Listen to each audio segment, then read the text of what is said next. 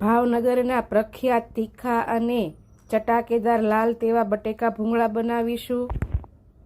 ફક્ત 2 જ ટીપા તેલમાં લાલ ચટક બટેકા ભૂંગળા બનીને તૈયાર થઈ જશે। તેના માટે 500 ગ્રામ જેટલી ઝીણી બટેકીને બાફીને મોટી બટેટી વચ્ચેથી કટ કરીને આવી રીતે એકસરખી કરી લેશું। પછી મિક્સરના ચટણી જાર 2 ચમચી રેગ્યુલર લાલ મરચું અને 1 ચમચી કશ્મીરી લાલ મરચું પાવડર, 2 ચમચી ધાણા જીરું, હળદર, હિંગ નાખી થોડું ક્રશ કરી ફરી પાછું થોડું પાણી એડ કરીને સરસ એવી પેસ્ટ બનાવી લેશું।